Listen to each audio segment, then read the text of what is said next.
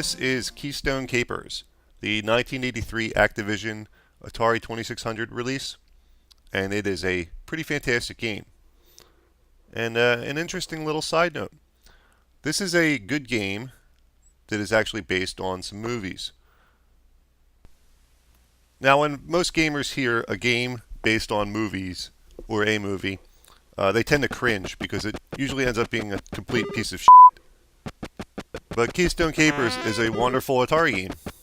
It has all the good elements that make an Atari game fun to play, and it's well executed. It's graphically pleasant to look at, and everything looks like it's supposed to look like.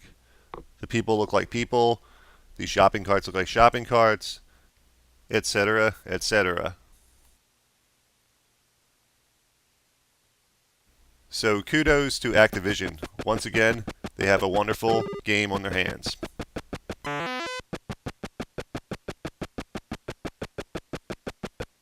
And an interesting little bit of trivia. Keystone Kapers, the game, is not based on one movie in particular, but on a series of movies. And those movies were very old. They started in about 1912, 1913. There was about 10 or 12 of them, maybe. They were silent films, and they are, I guess, the oldest movies to be translated into the video game world. And it was done in '83, some 70 years after the release of the films. So, yeah, I find that fascinating. That in 1912, 1913, the people that were involved in the Keystone Cops movies would have no idea where technology would take them and how their idea would live on. Well, sort of. It doesn't actually have the slapstick elements of the early films, which was a key element and a reason why most people watch the Keystone Cops films.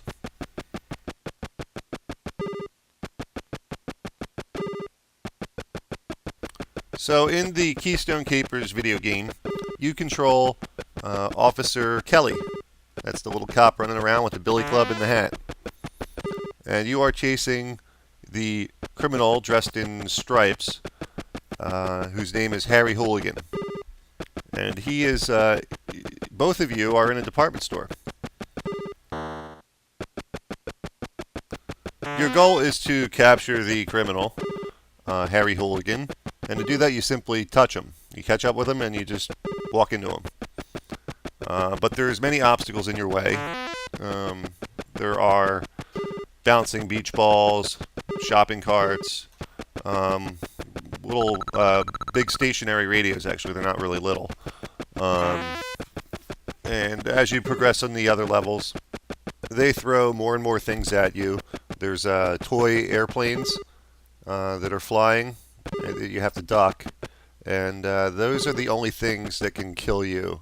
Everything else just deducts time, and you start with I think 60 seconds or 50 seconds. I can't remember which. I think it's 50 seconds, but I'm not positive. Anyhow, you start with a set amount of time, and if you run into one of the obstacles, it deducts 9 seconds off your clock. And in typical Atari fashion, the further you progress, the faster the action becomes.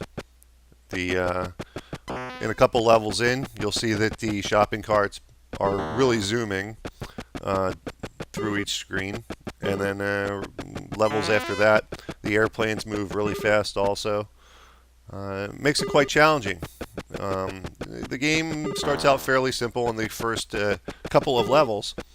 And then you find that you start screwing up because they're throwing things at you at a rather fast speed. You'll notice a map on the bottom of the screen. Very nice thing. A lot of Activision games did have maps on the screen at the bottom. It's very useful. I don't know if you can see it on your computer screen, but the map shows your location marked by a black dot, and the criminal's location marked by a white dot. And it also shows the position of the elevator and the direction that it's going, which is very convenient. But it's probably hard to see that on your computer screen at home. You'll also notice little briefcases and sacks that you can pick up, and they give you a points bonus. I don't know exactly what they're supposed to be, but you can grab them and they give you points, so that's a good thing. Oh, and I'd also like to make note that while you can only travel up the escalators or up and down on the elevators, um, the criminal only uses the escalators, but he can go down on the escalators too, whereas you cannot. And if you're paying attention to your little map at the bottom, and you try to cut off the criminal at the pass with the by meeting him in the middle with the elevator, he will switch direction on you. If he's running towards you and you're getting off the elevator, he will turn around and go down the escalator. So it proves a little bit of strategies required to catch him. Not a whole lot, but a little bit.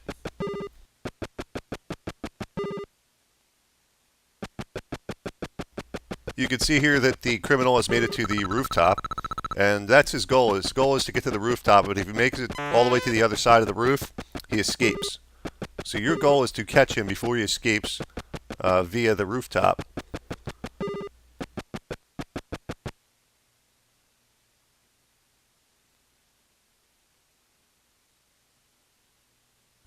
And you'll notice while you're playing that the elevator is agonizingly slow, especially if it's one floor off from you and it's going the wrong direction. It's can be frustrating, and try your patience at times because you do only have a minute or less to catch this guy.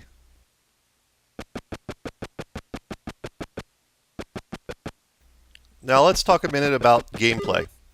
You use the Atari controller to make your character run left or right. You press down on the joystick to duck, and you use your fire button to jump.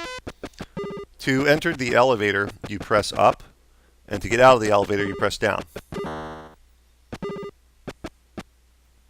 And that's about it for gameplay.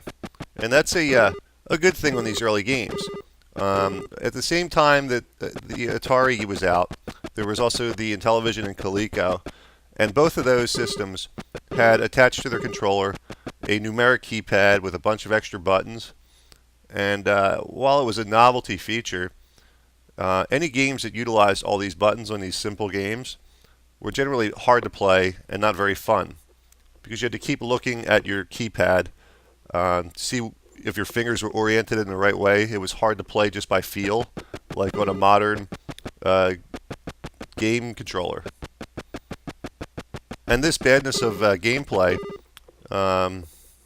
convinced video game manufacturers to make uniquely styled controllers, where you could actually tell what button you were on just by feel, because of its orientation or shape or size of it.